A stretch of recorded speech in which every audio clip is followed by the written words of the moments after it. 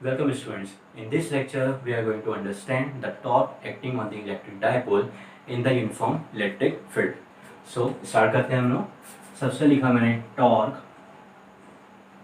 acting on electric dipole in a uniform electric field. So सबसे पहले आप लोग वर्ड दिखते हैं, यहाँ पे हमें वर्ड दिख रहे हैं, टॉर्क दिख रहा है, इलेक्ट्रिक डायपोल में पहले देख चुके हैं, and the new word is uniform electric field. So uniform electric field होती क्या है? Uniform electric field is that field in which the electric field intensity is equal in magnitude and in direction at every point. Okay, अब समझते हैं. Suppose अगर मैं uniform electric field को direction बनाना चाहूँ, सपोज मैंने एक बना लिया, ये मैं यूनिफॉर्म इलेक्ट्रिक फील्ड की मैं डायरेक्शन बना रहा हूँ. ठीक है, ये यूनिफॉर्म इलेक्ट्रिक फील्ड की डायरेक्शन हो गई. तो यहाँ क्या देख रहे हैं कि अगर हम सपोज यहाँ पे मैं इंटेंसिटी निकालता हूँ या यहाँ इंटेंसिटी निकाल रहा हूँ, यहाँ इंटेंसिटी निकाल रहा हूँ, ठीक है, तो हर जगह होगी इलेक्ट्रिक फील्ड इंटेंसिटी की वैल्यू क्या आनी चाहिए? सेम आना चाहिए. ओके, मतलब इसकी हर इंटेंसिटी की वैल्यू यहाँ पे अगर मैं इनटू इसका निकालूँ तो यहाँ पे क्या आएगा? वैल्यू इसकी इक्वल आएगी. ओके, अब यहाँ क्या हो रहा है? सबकी डायरेक्शन भी क्या हो रही है? सबकी डायरेक्शन जो इलेक्ट्रिक फील्ड इंटेंसिटी डायरेक्शन है वो भी क्या हो रही है? आपकी डायरेक्शन सेम हो रही है. ओके, सबकी डायरेक्शन इधर जाते हुए दिख रही है, तो उसको हम लोग क्या बोलेंगे? Uniform electric field. बट अगर ऐसा हो जाए, क्लियर है, जैसे अगर मैं बताऊँ यहाँ पे इलेक्ट्रिक फील्ड इंटेंसिटी अलग, यहाँ इंटेंसिटी अलग, यहाँ अलग, यहाँ अलग, तो उस फील्ड को हम लोग बोलेंगे non uniform electric field. Okay, जैसे हमने इसका देखा तो यहाँ क्या आना चाहिए? यूनिफॉर्म इलेक्ट्रिक फील्ड में equal in magnitude and in direction at every point. अगर इलेक्ट्रिक फील्ड इंटेंसिटी इक्वल रहती है मैग्नीट्यूड और डायरेक्शन पे हर एक पॉइंट पे, तो उसको हम लोग बोलेंगे uniform electric field. Okay, but अगर ऐसा नहीं रहता है तो उस समय क्या बोला जाएगा? उसको बोलेंगे हम लोग नॉन यूनिफॉर्म इलेक्ट्रिक फील्ड. मतलब अगर सपोज इसका मैं डायग्राम कुछ ऐसे ड्रॉ करूँ तो क्या बन जाएगा? ये इसको मैं कुछ ऐसा बना लेता हूँ. तो यहाँ पे अगर मैं इसको ऐसा बनाऊँ, क्लियर है, मान लीजिए कुछ फील्ड ऐसी जा रही है, इसकी डायरेक्शन, सबकी इलेक्ट्रिक फील्ड इंटेंसिटी डायरेक्शन क्या है आपकी? सबकी डिफरेंट दिख रही है. ओके, तो अगर डायरेक्शन की डिफरेंट बना दे तो यहाँ पे क्या होगा? इलेक्ट्रिक फील्ड इंटेंसिटी की वैल्यू भी क्या हो जाएगी? आपकी अलग हो जाएगी. तो उस केस में हम लोग उसको बोलेंगे non uniform electric field. Okay, अब ये जो लाइन्स ऑफ फोर्स है या जो हमने इसकी डायरेक्शन बताई है, ये एक्चुअली बता क्या रही है? ठीक है, मतलब ये जो आपकी जो इलेक्ट्रिक लाइन्स ऑफ फोर्स है, ये हमें बताती है कि जो electric lines of force determines the electric field intensity. Okay, मतलब इलेक्ट्रिक लाइन्स ऑफ फोर्स क्या बता रही है? इलेक्ट्रिक लाइन्स ऑफ फोर्स बता रही है उसकी इलेक्ट्रिक फील्ड इंटेंसिटी बता रही है. तो उससे क्या होगा? जितना ज़्यादा इलेक्ट्रिक लाइन्स ऑफ फोर्स क्या होगी? डेंस होगी. ओके, जैसे हम बना देते हैं, अगर डायरेक्शन को मैं ऐसा बनाऊँ कुछ, तो इसका अगर मैं ऐसा बनाता हूँ, एक मैंने electric field uniform electric field ऐसे बनाई है एकदम क्लोज. ओके, और एक मैंने वो दूर बनाई है. तो यहाँ पे क्या रहेगा? यहाँ पे जो लाइन्स ऑफ फोर्स है वो क्या आपकी बहुत ज़्यादा क्लोज दिख रही है. अगर लाइन्स ऑफ फोर्स बहुत ज़्यादा क्लोज है तो मतलब ये बहुत ज़्यादा डेंस है, तो इसका मतलब होगा यहाँ पे इलेक्ट्रिक फील्ड इंटेंसिटी की वैल्यू ज़्यादा है. Okay, on the other hand अगर यहाँ पे ये डेंस, ये कैसे आपकी बहुत दूर है. ओके, यहाँ पे लाइन्स ऑफ फोर्स कैसे बने? दूर बने हुए, तो यहाँ पे इलेक्ट्रिक फील्ड इंटेंसिटी की वैल्यू क्या होगी? बहुत ज़्यादा कम होगी. ओके, तो इसको देखें. अब हम स्टार्ट करते हैं हमारा टॉपिक जिसको बोलेंगे हम लोग टॉर्क. ओके, चलिए इसको आगे बढ़ाते हैं. तो अब लिखा है इसके अंदर टॉर्क होता क्या है. ओके, यहाँ पे एक नया वर्ड आ रहा है टॉर्क. टॉर्क का मतलब होता है कि ये भी क्या है कि फोर्स है, इसको हम लोग बोलते हैं टॉर्क को रोटेटिंग फोर्स. ओके, ये क्या करेगी? कोई भी ऑब्जेक्ट पे कर देती है, रोटेट कर देती है. कब? जब हमने क्या किया है, जैसे हमारे इलेक्ट्रिक डायपोल को हम लोग कहाँ रखेंगे? एक इलेक्ट्रिक डायपोल को अगर मैं यूनिफॉर्म इलेक्ट्रिक फील्ड में रखता हूँ तो उस इलेक्ट्रिक डायपोल पे क्या लगेगा? एक टॉर्क लगेगा, मतलब रोटेटिंग फोर्स लगेगी जो उसको अपनी डायरेक्शन से क्या कर देगी? रोटेट कर देगी. ओके, तो पहले समझते हैं कि हमें इलेक्ट्रिक डायपोल हमें रखना कैसे इलेक्ट्रिक फील्ड में, और उसके बाद हमसे उस कंडीशन देखते हैं. तो सबसे पहले मैं ये समझता हूँ कि अगर मैंने यहाँ पे इसको यूनिफॉर्म इलेक्ट्रिक फील्ड में रखा तो यहाँ पे क्या होगा? ओके, सबसे पहले देखते हैं हम लोग in a uniform electric field. Direction बना देता हूँ मैं. ओके, ये मैं इलेक्ट्रिक फील्ड डायरेक्शन बना दिया, ये बना दिया. ठीक है, यहाँ एक डायपोल ले लेते हैं हम लोग. तो इसको यहाँ तो बना दे रहा हूँ। ओके, यहाँ मैंने एक इलेक्ट्रिक डायपोल ले लिया कुछ इस टाइप से, ये इलेक्ट्रिक डायपोल हो गया। ओके, इसको मैंने चार्ज बता दिया, ये चार्ज हो गया मेरा -Q और ये चार्ज हो गया मेरा +Q। इसका नाम दिया मैंने A और ये नाम हुआ मेरा B। Okay, length of the dipole ले लूँ अगर मैं, तो लेंथ ऑफ द डायपोल कितना हो जाएगा, ये हो जाएगा 2L। क्लियर है? चलो, मतलब ये हो गया हमारा इलेक्ट्रिक डायपोल, मतलब इसकी लेंथ कितनी लेते हैं हम लोग, लेंथ ले लिया मैंने 2L, ये लेंथ 2L हो गई। B पे रखा मैंने +Q चार्जेस, यहाँ पे रखा मैंने -Q चार्जेस। इसका एक सेंटर मान लेता हूँ, ये सेंटर को ले लिया मैंने O। ओके, चलिए अब यूनिफॉर्म इलेक्ट्रिक फील्ड में होगा क्या, यूनिफॉर्म इलेक्ट्रिक फील्ड में यहाँ पे एक फोर्स लगेगी। ठीक है, सबको पहले यहाँ पे फोर्स निकाल लेते हैं। तो यहाँ पे फोर्स कितनी लग रही है, यहाँ लग रही है हमारी, इसको हमें फोर्स लिखना चाहूँ, जैसे कि यहाँ लिखता हूँ मैं, फोर्स ऑन ए पे कितनी फोर्स लगेगी, यहाँ लगेगी -QE। क्लियर है, इसको पहले देख चुके हैं। फोर्स ऑन दी ए कितनी लगेगी, -QE लगेगी। अब बी पे निकालें तो क्या बन जाएगा, ये फोर्स ऑन बी, तो यहाँ आ जाएगा +QE। अब नेट फोर्स निकाल लेते दोनों पे, तो नेट फोर्स कितनी आ जाएगी, +QE -QE, तो ये आ गई नेट फोर्स की वैल्यू 0। ओके, ये कहा भाई नेट फोर्स की वैल्यू 0, जब हमने यूनिफॉर्म इलेक्ट्रिक फील्ड में हमारे इलेक्ट्रिक डायपोल को रखा तो उससे हमने क्या देखा, ए पर लगने वाला फोर्स था -QE और बी पर लगने वाला फोर्स था +QE। वहां से हमने नेट फोर्स निकाल लिया, तो नेट फोर्स कितना निकला हमारा 0। जब नेट फोर्स 0 आ जाए, इसका मतलब ये है कि जब हम हमारे इलेक्ट्रिक डायपोल को यूनिफॉर्म इलेक्ट्रिक फील्ड में रखेंगे तो उस समय हमारा जो डायपोल है वो कैसा एक्शन शो करेगा, वो हमें रोटेटरी एक्शन शो करेगा। मतलब ये जो हमारा डायपोल ऐसा रखा हुआ है, डायपोल क्या करेगा, ये इलेक्ट्रिक फील्ड हो गई। ओके, ये इलेक्ट्रिक फील्ड बता रही है। ठीक है, ये सब इलेक्ट्रिक फील्ड है। तो डायपोल को हमने क्या किया, जैसे हमने यहाँ पे रखा तो डायपोल क्या करेगा, अपने आप को रोटेट करना चाहेगा। किस में रोटेट करना चाहेगा, rotate will try to execute it position in the direction of the electric field. Okay, मतलब ये जो आपका इलेक्ट्रिक डायपोल है वो रोटेट करके क्या हो जाएगा, रोटेट करके मूव करना स्टार्ट करेगा। क्लियर है? मतलब जब यूनिफॉर्म इलेक्ट्रिक फील्ड रहती है तो इलेक्ट्रिक डायपोल पे क्या लगेगा, सिर्फ electric dipole will experience only, क्या लगेगा इस पे, ओनली, इसको एक तरह रोटेशनल मोशन, मतलब ये कैसा लगेगा, इसमें सिर्फ और सिर्फ रोटेशनल मोशन लगेगा इलेक्ट्रिक डायपोल को, जब हम कहाँ रखते हैं, स्पेस को यूनिफॉर्म इलेक्ट्रिक फील्ड में रखते हैं। ओके, अब क्या होगा जब इसको हम नॉन यूनिफॉर्म इलेक्ट्रिक फील्ड में रख दें। क्लियर है? जब इसको हम लोग नॉन यूनिफॉर्म इलेक्ट्रिक फील्ड में रखेंगे तो क्या होगा उस समय, जैसे यहाँ रख देता हूँ। अब अगर मैं ये बताऊँ कि यहाँ पे कैसी फील्ड है मेरी, non uniform, in non uniform electric field. Okay, अगर नॉन यूनिफॉर्म इलेक्ट्रिक फील्ड हो जाए तो अगर इलेक्ट्रिक फील्ड कैसे कि नॉन यूनिफॉर्म होगा तो उस समय क्या होगा, इलेक्ट्रिक फील्ड इंटेंसिटी की वैल्यू हर एक पॉइंट पे उसका मैग्नीट्यूड डायरेक्शन क्या रहेगा, आपका डिफरेंट रहेगा। तो उस समय इलेक्ट्रिक फील्ड इंटेंसिटी भी क्या होगी, अलग अलग होगी। अगर इंटेंसिटी अलग अलग हो रही है तो यहाँ पे लगने वाला फोर्स भी क्या हो जाएगा, बदल जाएगा। तो उस समय जो नेट फोर्स की वैल्यू हमारी क्या आ रही थी, 0 आ रही थी, यहाँ पे क्या आएगा आपका, नॉट इक्वल टू 0। ओके, मतलब अगर नॉन यूनिफॉर्म इलेक्ट्रिक फील्ड में देखा जाए तो इलेक्ट्रिक डायपोल पे क्या लगेगा, नेट फोर्स क्या लग जाएगी, 0 लगेगी।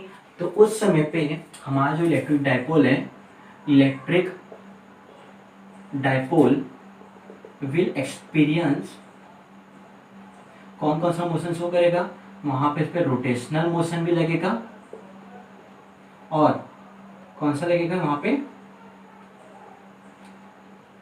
Translational motion. ओके, मतलब in non uniform electric field में वहां पे कैसा रहेगा, जो हमारा इलेक्ट्रिक डायपोल है उसको रोटेशनल मोशन भी लगेगा और साथ में कौन सा मोशन लगेगा, ट्रांसलेशनल मोशन। ओके, तो इसको नोट डाउन करें।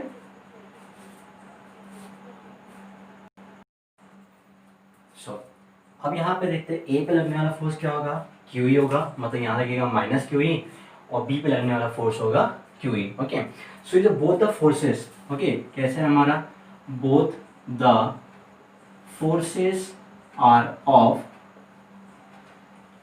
Equal magnitude. ओके, अब दोनों लगने वाली फोर्सेस कैसी, इक्वल मैग्नीट्यूड है, तो क्या करेगी, this will apply, this will apply couple to the electric dipole. Okay, तो ये क्या करेगी, जब बोथ द फोर्सेस कैसी आपके इक्वल मैग्नीट्यूड की है तो वो क्या करेगी, इस इलेक्ट्रिक डायपोल पे कपल लगाने का कोशिश करेगी। ओके, तो ऐसे क्या होगा, एक मतलब यहाँ पे लगने वाला फोर्स इसको अलाइन करने की कोशिश करेगी, इसको इन द डायरेक्शन ऑफ लाने की कोशिश करेगी यहाँ पे, और ये कैसा करना चाहेगी, इसको opposite to the direction. Okay, so उस कपल को हम लोग बोलेंगे यहाँ पे रिस्टोरिंग कपल। मतलब एक कोशिश करेगा इसको घुमा के कैसा लेकर आ जाए इन the direction of electric field, और एक कोशिश करेगा इसको कैसे लेकर आ जाए इसको नीचे, मतलब opposite to the direction of electric field. So यहाँ निकालते हैं अपन, यहाँ पे लगेगा है टॉर्क। ओके, टॉर्क निकालते हैं तो टॉर्क का फॉर्मूला लिख लेते हैं अपन। तो टॉर्क का फॉर्मूला लिखते हैं अपन, any force into perpendicular distance between forces. Okay, क्या लिखा मैंने, टॉर्क का फॉर्मूला आपका any force into perpendicular distance between the forces. तो यहाँ लिखा मैं टॉर्क को डिनोट करूंगा किससे, टाउ से डिनोट करूंगा मैं। ओके, अब यहाँ लगाते एक फोर्स को कोशिश करेगी इन द डायरेक्शन लाने की कोशिश करेगी, और एक इसको कोशिश करेगी अपोजिट टू द डायरेक्शन लाने की इसको कोशिश करेगी। क्लियर है, तो यहाँ पे निकाले थे अपन, इसका यहाँ पे कोई भी फोर्स हो लगे तो उसका मैग्नीट्यूड के फॉर्म में लिख लेता हूँ। क्या लिखा मैंने, क्यू ई। ओके, और अब क्या बोल रहा है यहाँ पे, perpendicular distance between forces. Okay, चले अब परपेंडिकुलर डिस्टेंस निकालते हैं। क्लियर है, तो टॉर्क का फॉर्मूला बोलता क्या है, perpendicular distance between the forces. यहाँ से अगर इसको देखिए, जैसा कि मैं इसको रोटेट करूँ, इलेक्ट्रिक फील्ड ऐसे लग रही है, इलेक्ट्रिक डायपोल को मैं रखा हुआ है, इसके ऐसा निकालूं परपेंडिकुलर, मतलब एक एक्सिस होगा, ये एक्सिस के एक एक्सिस को मानते हुए रोटेट कर रही होगी ये। ओके, तो यहाँ पे इसको मैं निकालना चाहूँ तो यहाँ से मैं परपेंडिकुलर बना देता हूँ इसका। क्लियर है, तो इसको नाम दिया मैंने इसको सी। ओके, ये एंगल कितना बना रहा था, जो हमारा इलेक्ट्रिक डायपोल है वो इलेक्ट्रिक फील्ड से वो थीटा एंगल बना रहा है, तो यहाँ भी कितना एंगल बन जाएगा, यहाँ बन जाएगा आपका एंगल थीटा। क्लियर है, देखिए एक्चुअली हुआ क्या, ये इलेक्ट्रिक फील्ड जा रही थी, यहाँ हमारा एक इलेक्ट्रिक डायपोल रखा हुआ है, एक एक्सिस होना चाहिए तभी वो एक्सिस को रोटेट करेगा। रोटेशनल मोशन होने के लिए एक्सिस का होना नेसेसरी है, तो उस एक्सिस को मानते हुए क्या करेगा, रोटेट करने की कोशिश करेगा और ट्राई करेगा अपने को अलाइन करने की, कौन से डायरेक्शन में, इलेक्ट्रिक फील्ड मानने की, इलेक्ट्रिक फील्ड में जाने की डायरेक्शन में कोशिश करेगा। एक परपेंडिकुलर डिस्टेंस बना लिया मैंने, सी पॉइंट ले लिया, यहाँ से इसको भी बना लिया मैंने परपेंडिकुलर डिस्टेंस। ओके, अब क्या करें, इसको यहाँ से भी कहा तो सो क्या लिख सकते हैं इसको हम लोग, tau equal to Q E. Perpendicular distance बनाने के लिए क्या लिखा मैंने, ए से। ओके, यहाँ लिख लेता हूँ मैं परपेंडिकुलर डिस्टेंस, इसका हो गया मेरे पास ए से। ओके, सो इसको नोट डाउन करें। अब यहाँ से आगे हम स्टार्ट करते हैं, ये हो गया tau equal to Q E into A C. अब देखते हैं हम लोग यहाँ पे ट्रायंगल बना लेते हैं। तो यहाँ पे ट्रायंगल क्या बन रहा है, ट्रायंगल बन रहा है आपका in triangle A B C, sorry हाँ, in triangle A B C check कर लेते हैं हम लोग, क्या मिल जाएगा हमें, इन ट्रायंगल ए बी सी। इसकी वैल्यू हमें पता है, ये कितना हो गया 12, ये है हमारा परपेंडिकुलर डिस्टेंस जिसको हमने नाम दिया ए सी से। अब तो यहाँ लिख लेता हूँ मैं इसको, sine of theta is equal to, ये हो जाएगा ए सी, क्यों होगा ए सी है, अगर ये थीटा यहाँ बन रहा है तो थीटा के ऑपोजिट क्या बनेगा, परपेंडिकुलर, ये बनेगा बेस और ये बनेगा सबसे लंबी साइड है, तो ये बनेगा हमारे पास हाइपोटेनस। ओके, तो इसलिए बना हमारा ए सी अपॉन, इसको लिख देता हूँ मैं ए बी, तो इसको इधर मल्टीप्लाई किया तो ये हो जाएगा मेरे पास A C is equal to A B sine of theta. अब मैं इसको लिख सकता हूँ क्या, A C is equal to A B. अब ए बी की वैल्यू क्या है, ए बी है हमारे पास length of the electric dipole, तो इसको लिख लेता हूँ मैं, कितना हो गया, ये हो गया 12, ये हो गया हमारे पास साइन थीटा। ओके, ये हमें मिला ए सी की वैल्यू। अब वैल्यू पुट करते थे जो भी हमने पहले निकाला था, तो टाउ इक्वल टू हो जाएगा पी ई। ओके, सॉरी, ये आ जाएगा हमारे पास क्यू ई इंटू ए सी, और ए सी वैल्यू कितनी निकली, ये निकली हमारी 12 साइन थीटा। इसको मैं ऐसा लिख सकता हूँ, tau equal to Q E into 12 sine theta. अब यहाँ एक चीज हम लोग जानते हैं क्या होता है, मतलब P का मतलब होता है हमारे पास कितना था, हमारे पास 2QL। ओके, क्या लिखा था फॉर्मूला, हमने लिखा था P का मतलब, P था हमारे पास इलेक्ट्रिक डायपोल मोमेंट, इसको लिखा था हमने 2QL से। ओके, सो यहाँ पे चेंजेस कर लेते हैं फॉर्मूले में, क्या क्या आ जाएगा देखते हैं इसको हम लोग। तो ये आ जाएगा हमारे पास, क्या क्या आया, इसको लिखते हैं हम लोग इक्वल टू, यहाँ पे लिख सकते हैं हम लोग Q को ले लेते हैं यहाँ पे और 2L को लेते हैं, तो क्या लिख सकते हैं हम लोग उसको P लिख सकते हैं। ये हो गया हमारे पास PE साइन थीटा, ये आया हमारे पास formula tau equal to PE sine theta. Okay, इसको लिखना चाहूँ मैं इसको किसके फॉर्म में, इन क्रॉस प्रोडक्ट, तो क्रॉस प्रोडक्ट में हम लोग क्या लिख सकते हैं, इसको हम लोग लिख सकते हैं tau equal to P cross E, ये हम लोग लिख सकते हैं यहाँ पे। ओके, सो क्या लिखा मैंने, P क्रॉस E लिखा, क्लियर है।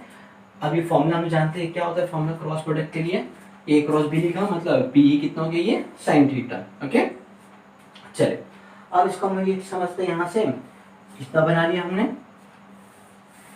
अब अगर कुछ यहाँ पे इसको कुछ मैं एंगल मान लेता हूँ, क्लियर है, तो इसको मैंने इसका डायरेक्शन ले लिया। सपोज अगर मैं ये ले लिया P मान लिया, ये E हो गया और ये कितना हो गया टाउ।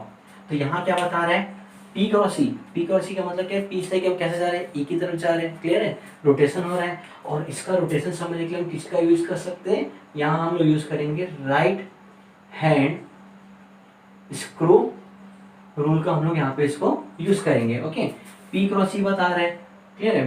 तो क्वेश्चन आता है क्या, P cross E is never equal to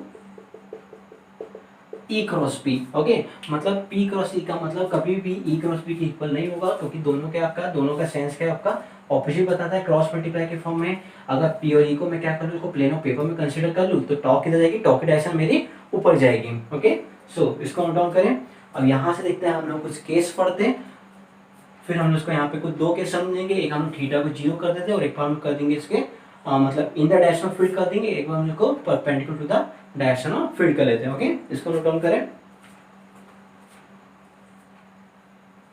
अब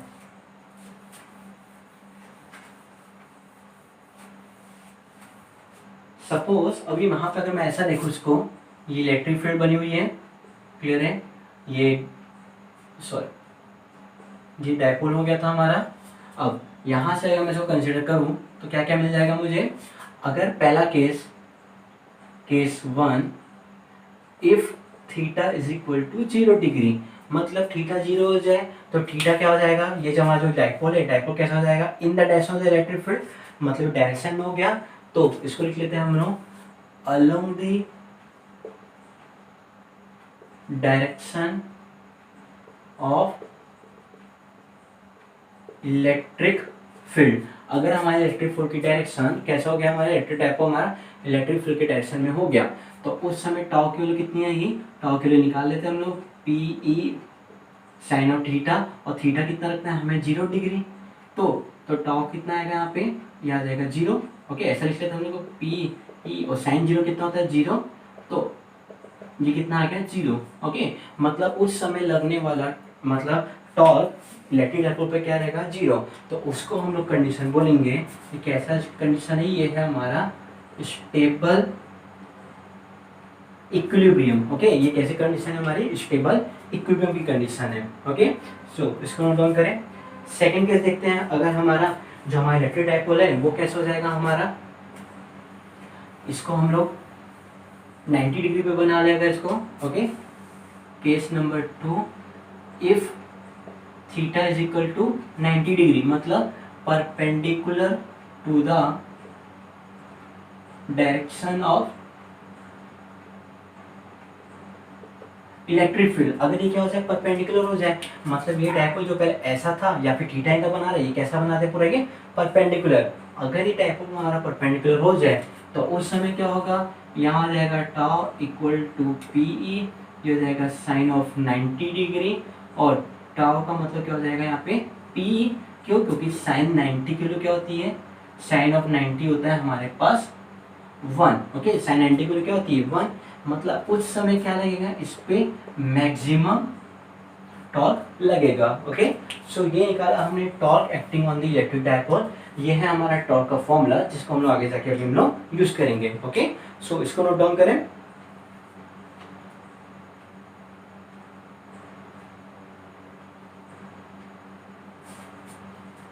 चले अब हम लोग निकालते हैं यहाँ पे वर्क डन। ओके, ये भी बहुत अच्छा टॉपिक है, इंपॉर्टेंट टॉपिक है हमारे लिए।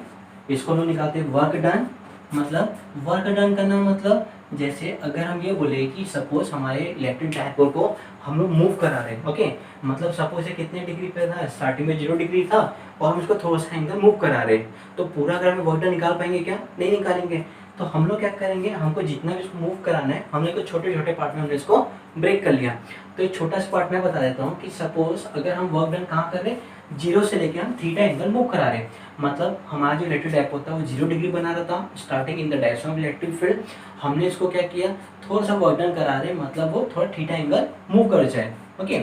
सो तो हम लोग जानते हैं कि टॉर्क की इक्वेशन क्या होती है, इसको ऐसे लिख लेते हैं हम लोग। टॉर्क की इक्वेशन क्या थी हमारे पास, ये थी हमारे पास, अभी हमने निकाला, tau is equal to P E sine theta. अब हमें क्या करना है, वर्क डन निकालना है, मतलब work done in rotating electric dipole from 0 degree to theta. मतलब हम क्या कर रहे हैं, वर्क डन निकाल रहे हैं, इलेक्ट्रिक डायपोल को अब हम लोग मूव करा रहे हैं, कितना 0 से लेकर हम लोग थीटा डिग्री पे इसको हम लोग मूव करा रहे हैं, क्लियर है। चले अब हम इसको लिखते हैं, अब मैंने वर्क डन निकालना है तो इसको मैं लिखूंगा डी डब्ल्यू से, okay, small amount of work, बहुत छोटा सा वर्क डन करते हैं हम लोग, और उसको लेते हैं हम लोग टाउ इंटू डी थीटा। पहले हम लोग फॉर्मूला क्या कहते थे वर्क डन का, हम फॉर्मूला देते थे work done is equal to force into small displacement, बहुत छोटा डिस्प्लेसमेंट, और डिस्प्लेसमेंट किस फॉर्म में हो रहा है, थीटा फॉर्म में हो रहा है। क्यों? क्योंकि जो हमारा इलेक्ट्रिक डायपोल है वो कैसा मोशन कर रहा है, हमारा रोटेशनल मोशन, और टॉ लगने वाला क्या है, टॉ लगने वाला फोर्स है जो उसको ये रोटेट कर रहा है, क्लियर है। चले अब इसको लिखते हैं हम लोग, ये लिखा मैंने डी डब्ल्यू, टॉर्क का मतलब ये मेरा फॉर्मूला दिया हुआ है पी ई साइन थीटा, ये हो गया मेरे पास डी थीटा। चले इसको नोट करें।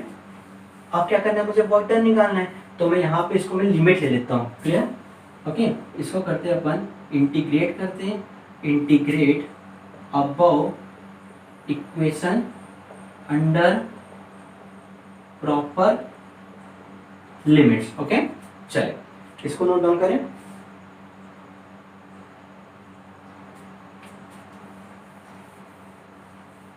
अब क्या आ जाएगा, यहाँ पे ऊपर इंटीग्रेट करूँ तो इसको मैं यहाँ पे लगाया मैंने इंटीग्रेशन, ये हुआ डी डब्ल्यू, ये हुआ मेरे पास टाउ डी थीटा।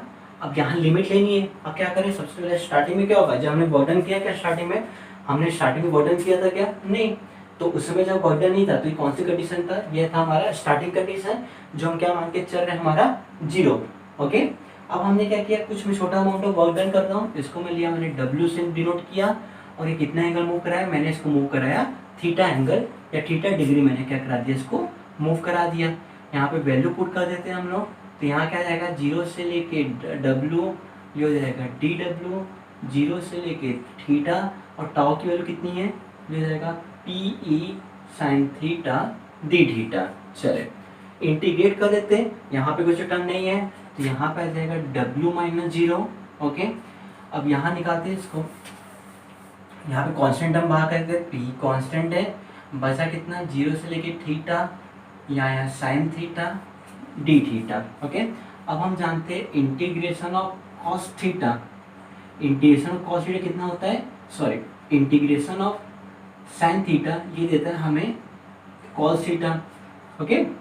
सो इसको लिख लेते हैं हम लोग, क्या होता है, ये W is equal to P E, यहाँ पे इंटीग्रेशन किया तो यहाँ बनेगा मेरे पास minus of cos theta, limit लगा दिया 0 से लेके मैंने थीटा। अब क्या होगा, यहाँ पे लिमिट लगा देते हैं हम लोग, तो हो जाएगा upper limit minus lower limit, तो ये देगा मेरे पास minus cos theta minus, okay, यहाँ पे टर्म है इसको लिखता माइनस कॉस ऑफ 0, ये ऐसा में क्या किया हमने, देखते हैं। यहाँ पे हमने क्या लिखा, पी लिखा, P equal to minus cos theta था, अपर लिमिट लगा दिया इस टर्म के ऊपर, यहाँ पे अपर लिमिट लगाई मैंने, माइनस अपर लिमिट माइनस लोअर लिमिट, यहाँ लगाया माइनस टर्म क्योंकि माइनस साथ में था, एक और थीटा को क्या लिया मैंने, इसको 0। चले अब इसको यहाँ पे सॉल्व कर लेते हैं हम लोग, तो यहाँ जाएगा W is equal to P E, sorry यहाँ इक्वल नहीं आएगा, अब माइनस लिखा मैंने कॉस थीटा, माइनस माइनस होता है प्लस, ये हो गया कॉस 0, ओके। और कॉस 0 कितना होता है, कॉस जीरो होता है हमारे पास 1 होता है ना कॉस जीरो। तो लिखा मैंने P E is equal to minus cos of theta plus 1। इसको मैं लिख सकता हूँ W is equal to P E 1 minus cos theta. So ये आया मेरे पास वर्क डन की equation to move the electric dipole from the 0 degree to the theta degree. अगर 0 डिग्री से थीटा डिग्री पे मूव कराना है तो ये क्या है, मेरे पास वर्क डन की मेरे पास इक्वेशन है। ओके, सो इसको नोट डाउन करें। चलिए केस देख लेते हैं हम लोग यहाँ पे। इसके हम क्या क्या केस दिख जाएगा हमें। सबसे पहले मैं यहाँ पे बताऊं कि इफ पहले लिख लेते हैं केस, क्या क्या केस हो जाएगा। अगर थीटा की वैल्यू 0 डिग्री है, थीटा की वैल्यू 0 डिग्री मतलब हमारा जो इलेक्ट्रिक डायपोल है इन the direction of electric dipole in the direction of electric field, तो उसमें थीटा की वैल्यू क्या हो जाएगी 0 डिग्री। मतलब हमारा जो इलेक्ट्रिक डायपोल है वो कैसे आपका इधर डायरेक्शन में हो गया पूरा का पूरा। तो उस समय वर्क डन निकाल लेते हैं। तो वर्क डन कितना आ जाएगा, W is equal to P E 1 minus cos of 0 degree. कितना आ गया 1 माइनस कॉस 0। ओके, अब हम लोग जानते हैं कॉस 0 की वैल्यू कितनी होती है, कॉस 0 की वैल्यू होती है कितनी 1। ओके, सो उस समय W is equal to P E 1 में से 1 गया 0, तो यहाँ पे क्या हो जाएगा आपका नो वर्क डन। ओके, अब इसका मतलब क्या है, नो वर्क डन मीन्स अब हमारा क्या है, जो इलेक्ट्रिक डायपोल है वो इन the direction of electric field है, तो उसको रोटेट करने का तो कुछ सेंस नहीं आता। तो उस समय जब हमारा इलेक्ट्रिक डायपोल कितना डिग्री बना रहा होगा, 0 डिग्री बना रहा होगा या फिर इन the direction of electric field रहेगा, तो उस समय लगने वाला वर्क डन यहाँ पे कितना होगा आपका, इसका 0 वर्क डन। ओके, अब सेकंड देख लेते हैं हम लोग। अगर यहाँ पे इसका वर्क डन चेंज हो जाए कैसे, और case number 2, if theta is equal to 90 degree, मतलब अभी हमारा जो डायपोल जो along the direction of electric field था वो क्या हो जाए हमारा perpendicular to the direction of electric field हो जाए। मतलब हमारा क्या हो जाए, ये जो हमारा इलेक्ट्रिक डायपोल है वैसा हो जाए, परपेंडिकुलर हो जाए इलेक्ट्रिक फील्ड के। तो उस समय वर्क डन कैसे निकालेंगे, तो उस समय हम लोग इसको लिखते हैं P E 1 minus cos of 90 degree. तो ये कितना आ जाएगा पी ई 1 माइनस कॉस 90, और कॉस 90 की मतलब कितना होता है, कॉस 90 होता है हमारे पास 0। तो W आ जाएगा हमारे पास PE। ओके, और ये वर्क डन कैसा आएगा, ये आएगा हमारे पास मैक्सिमम वर्क डन। मतलब हमारा जब electric dipole perpendicular to the electric field रहे तो उस समय हमारे डायपोल को मूव कराने के लिए हमें maximum work done maximum work done करना पड़ेगा। ओके, सो इसको नोट डाउन करें। अब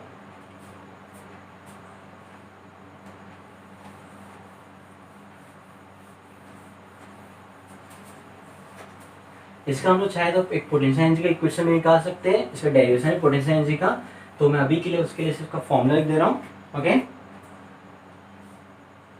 तो एक थर्ड फॉर्मूला जो इंपॉर्टेंट फॉर्मूला यूज करेंगे पोटेंशियल एनर्जी का, उसका होगा minus PE cos theta. Okay, so इसको एक बार खुद से ट्राई करें। तो ये क्या हुआ, हमने ये निकाला मैंने पोटेंशियल एनर्जी का equation minus PE cos theta. सबका इक्वेशन देता हूँ मैं। एक टॉर्क का इक्वेशन, टॉर्क का इक्वेशन क्या है मेरे पास, ये लिखा मैंने पीई साइन थीटा। अगर वर्क डन का फॉर्मूला निकाले तो ये आया मेरे पास PE 1 minus cos theta. Okay, so ये 3 इक्वेशन है, बहुत ही इंपॉर्टेंट इक्वेशन जो हमारे न्यूमेरिकल सॉल्व करने के लिए बहुत ज़्यादा इंपॉर्टेंट इक्वेशन है। ओके, सो इसको आप कुछ ट्राई करें। ओके, सो इसके फॉर्मूले को नोट करें। अब हम लोग देखते हैं यहाँ पे कुछ numericals.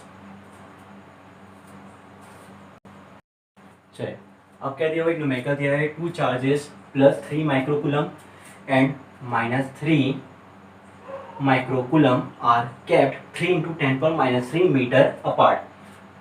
Find the electric dipole moment. Okay, क्या निकालना है हमें, इलेक्ट्रिक डायपोल मोमेंट दिया हुआ है, 2 चार्जेस है, मतलब वो ऐसे चार्जेस दिया हुआ है। एक दिया हुआ है हमारे पास +3 माइक्रोकूलम और सेकंड चार्जेस हमारे पास -3 माइक्रोकूलम। उनको कितने डिस्टेंस पे रखा गया है, वो डिस्टेंस हो गया हमारे पास 3 × 10⁻³ मीटर अपार्ट पे रखा गया है। ओके, तो हमें क्या निकालना है, we have to find the electric dipole moment. अब फॉर्मूला क्या होता है इलेक्ट्रिक डायपोल मोमेंट का, इलेक्ट्रिक डायपोल मोमेंट का फॉर्मूला होता है P = Q × 2L। ये फॉर्मूला था हमारे पास। Q क्या था हमारे पास, चार्ज, यहाँ पे चार्ज लेते क्या गिवन है 3 माइक्रो कूलम। ओके, यहाँ पे साइन कर नहीं देखना है हमें। अब क्या लिखा मैंने 3 माइक्रो कूलम। अब क्या लिख सकता हूँ मैं 3 इंटू माइक्रो मतलब कितना है 10⁻⁻6 मीटर। ओके, क्या लिखा मैंने 3 इंटू 10⁻⁻6 मीटर कूलम। अब यहाँ पे 2L कितना दिया हुआ है, ये लेंथ दिया हुआ है इलेक्ट्रिक डायपोल का, वो कितना है 3 इंटू 10⁻⁻3 मीटर। तो चलिए अब हम निकाल लेते हैं P into Q into 2L निकाल लेते हैं। क्या क्या आ जाएगा हमारे पास, यह आ जाएगा P is equal to Q की वैल्यू कितनी है, क्यू है हमारे पास 3 इंटू 10⁻⁻6 इंटू यहाँ कितना दिया हुआ है 3 इंटू 10⁻⁻3। तो इनको सॉल्व करने पे कितना देगा 3 3 जा 9 और ये जाएगा 10⁻⁹। ओके, अब इलेक्ट्रिक डायपोल मोमेंट की यूनिट क्या होती है, इलेक्ट्रिक डायपोल मोमेंट की जो यूनिट होती है वो है हमारे पास कितना कितना यूनिट होती है इलेक्ट्रिक डायपोल मोमेंट की यूनिट, वो होती है हमारे कूलम मीटर। ओके, सो ये हुआ हमारे पास इसका आंसर। तो क्या निकला हमारा P का आंसर निकला हमारा 9 इंटू 10⁻⁹ कूलम मीटर। इसको नोट डाउन करें। चलिए एक क्वेश्चन दिया हुआ हमारा सेकंड न्यूमेरिकल है हमारा, 2 equal and opposite charges of 0.1 microcoulomb are kept at 10 angstrom. Find out the electric field intensity at a point 10 centimeter apart from midpoint of dipole in the axial position. अब कैसे solve करना है इसको देख लेते हैं हम लोग। यहाँ पे हमारे पास 2 इक्वल ऑपोजिट चार्जेस दिए हुए, मतलब कुछ इस प्रकार से। ओके, मतलब एक दिया होगा आपका 0.1 माइक्रोकूलम, ये भी कितना दिया हुआ आपका 0.1 माइक्रोकूलम, एक माइनस हो जाएगा और एक प्लस हो जाएगा। ठीक है, चले अब क्या दिया हुआ है, कितने डिस्टेंस पर रखा गया है, उसको जो रखा गया है वो है हमारा 10 एंगस्ट्रॉम के डिस्टेंस पर रखा गया है। ठीक है, हमें क्या निकालना है, find out the electric field intensity at a point 10 centimetre apart from mid point of the dipole in the axial position. कौन से पोजीशन पे निकालना है, हमें निकालना है इसको एक्सियल पोजीशन पे। ओके, ये हमने लास्ट लेक्चर देखा था, एक्सियल पोजीशन निकाला था और हमने निकाला था हमारा इक्वेटोरियल पोजीशन, एक और हमने निकाला था उसको बोलते हैं हम लोग एनी पोजीशन। चलिए, तो फॉर्मूला याद होगा शायद आप लोग को। तो अब हमें कहाँ निकालना है, हमें निकालना है एक्सियल पोजीशन के ऊपर। चलिए ये पॉइंट मान लेता हूँ, ये कुछ पॉइंट हो गए यहाँ पे, क्लियर है। अब वो कितने सेंटीमीटर पर रखा गया है, उसको रखा गया आपका 10 सेंटीमीटर पे। ठीक है, अब इसको मान लेते हैं हम लोग, यहाँ से है नापना है सेंटर से कितने सेंटीमीटर पे रखा गया है, वो 10 सेंटीमीटर पे रखा गया है। ठीक है, मतलब मुझे इस पॉइंट के ऊपर, सपोज ये पॉइंट P है, यहाँ पे क्या करनी है, मुझे इलेक्ट्रिक फील्ड इंटेंसिटी निकालनी है। ओके, ये दो चार्जेस हो गए, 10 एंगस्ट्रॉम के डिस्टेंस पे रखा गया है, क्लियर है, 10 एंगस्ट्रॉम के डिस्टेंस पे रखा गया है। P पॉइंट के ऊपर मुझे इलेक्ट्रिक फील्ड इंटेंसिटी निकालनी है। तो चलिए कैसे निकालें, सबसे पहले मैं निकाल लेता हूँ, मुझे फॉर्मूला पता है, क्या था formula, E is equal to 1/4πε0, okay, into क्या था फॉर्मूला 2p/r³। ओके, याद है फॉर्मूला, जब क्या होता है डिस्टेंस बहुत ज़्यादा क्या हो जाता है, ये डिस्टेंस बड़ा होता है, लेंथ ऑफ द डायपोल छोटा हो जाता है, कोई कंडीशन यहाँ पे चल रही है। तो ये फॉर्मूला हमारे पास 1/4πε0 2p इंटू 2p/r³। ओके, अब कैसे करें, इसको मैं मिटा देता हूँ। तो क्या क्या आ जाएगा मेरे पास, इसकी कुछ वैल्यूज लिखी थी मैंने पहले लेक्चर्स में। तो क्या क्या वैल्यूज है, यहाँ पे मैं चार्जेस लिख देता हूँ। यहाँ पे चार्जेस है मेरे पास, क्यू के लिए दी हुई है 0.1 माइक्रोकूलम, जो 2L है वो दिया मेरे पास 10 एंगस्ट्रॉम। ओके, और जो ये डिस्टेंस है मतलब R कितना दिया मेरे पास 10 सेंटीमीटर। ठीक है, चले अब इसको बनाते हैं, क्या क्या हो जाएगा देखते हैं। ये कुछ वैल्यूज है, इसको अलग लिख देते हैं अपन। अब सबसे पहले से काम करते हैं हम लोग, इसको वैल्यू कुछ थोड़ा चेंज कर लेते हैं हम लोग। तो क्या ले सकता हूँ, 0.1 माइक्रोकूलम को ले सकता हूँ मैं 0.1 10⁻⁻6 कूलम। माइक्रो चेंज कर लिया मैंने, क्लियर है, माइक्रो का मतलब 10⁻⁻6 लिख लिया मैंने। 10 एंगस्ट्रॉम दिया हुआ है, तो एंगस्ट्रॉम को मैं चेंज कर दूँ मीटर में। 1 एंगस्ट्रॉम का मतलब होता है 10⁻⁻10 मीटर, तो ये हो जाएगा -10 मीटर। और यहाँ आर का मतलब हो जाएगा 10 सेंटीमीटर, तो 10 को लिख सकता हूँ मैं 10⁻⁻2 मीटर। ये वैल्यू चेंज कर लिया मैंने, क्लियर है। अब यहाँ पे इसको सॉल्व करते हैं। अब पुराने लेक्चर में हमने देखा चुका था कि 1/4πε0 उसकी स्टैंडर्ड वैल्यू क्या होती है, वो होती है हमारी 9 × 10⁹। ओके, अब 2p की वैल्यू लिखते हैं। अब ये 2p कितना हो गया, ये हो गया 2 × p। अब p का फॉर्मूला क्या है, p का फॉर्मूला है हमारे पास कितना होता है पी का फॉर्मूला? पी का मतलब होता है क्यू इंटू 12, ऐसा लिख सकते हैं।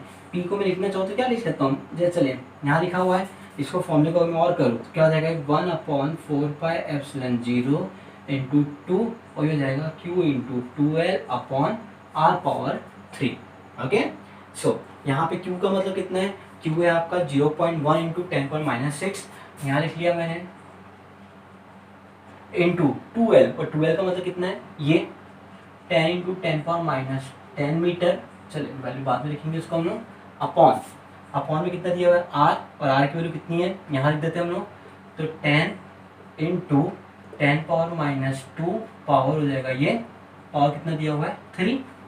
इसको सॉल्व कर लेते हैं हम लोग। ओके, तो इससे क्या मिल जाएगा मुझे, इलेक्ट्रिक फील्ड इंटेंसिटी किया क्या हमने 0.1 माइक्रोकूलम था, इसको -6 कर दिया, एंगस्ट्रॉम 10 एंगस्ट्रॉम था, 10⁻⁻10 मीटर कर दिया, आर सेंटीमीटर में था, इसको हमने मीटर में चेंज कर दिया।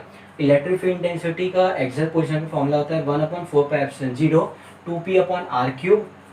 ये लिख लिया मैंने, p को मैं q इंटू 12 लिख सकता हूँ, ये हो गया मेरे पास r³। चलिए अब शुरू करते हैं, 9 इंटू 10⁻9 इंटू क्या क्या हो जाएगा, ये हो जाएगा 2 इंटू, इसको ऊपर ले जाता हूँ तो ये हो जाएगा -7, ओके, इंटू 10 इंटू -10 अपॉन, यहाँ पे इसको लिखूँ तो कितना जाएगा, ये हो जाएगा 10⁻3 और ये हो जाएगा 10⁻6। ठीक है, आया समझ में। चलिए अब इसको सॉल्व कर लेते हैं हम लोग, क्या क्या आ जाएगा यहाँ पे, -7 दिया हुआ है, -17 हो जाएगा, ये 9 2 18 इंटू ये हो जाएगा कितना दिया -17 और कितना देगा यहाँ पे, ये हो जाएगा हमारे पास, एक को देखते हैं, ये होगा -6, ये हो जाएगा -16, मतलब -16 इंटू 10⁻9 अपॉन 10⁻3 इंटू 10⁻6। ठीक है, अब पावर को पहले सॉल्व कर लेते हैं हम लोग, तो यहाँ देगा हमारे पास ये 6, यहाँ पे 3, मतलब ये देगा मुझे 7, तो ये मिल जाएगा मुझे 18 इंटू 10⁻7, क्लियर है, अपॉन यहाँ दे देगा मुझे 10⁻3, इसको मैं ऊपर ले जाता हूँ तो क्या मिल जाएगा मुझे, ये मिल जाएगा E = 18 इंटू ये टर्म ऊपर गया 10⁻7 इंटू 3, सो E का मतलब देगा 18 इंटू 10⁻⁻4। ओके, अब इलेक्ट्रिक इंटेंसिटी की यूनिट क्या होती है, न्यूटन पर कूलम। सो ये आया मेरे पास इलेक्ट्रिक फील्ड इंटेंसिटी की value at the observation point P पे। ओके, चेक कर लीजिएगा कोई मिस्टेक ना। सो कुछ और न्यूमेरिकल्स है, उसको आप लोग ट्राई कीजिए, क्लियर है। तो ये आज के हमने देखा कि यहाँ पे हमने टॉर्क निकाला, टॉर्क की हमारी इक्वेशन थी, फिर हमने निकाला वर्क डन और फिर हमने निकाला पोटेंशियल एनर्जी। तो आज के लिए लेक्चर के इतना ही, थैंक यू।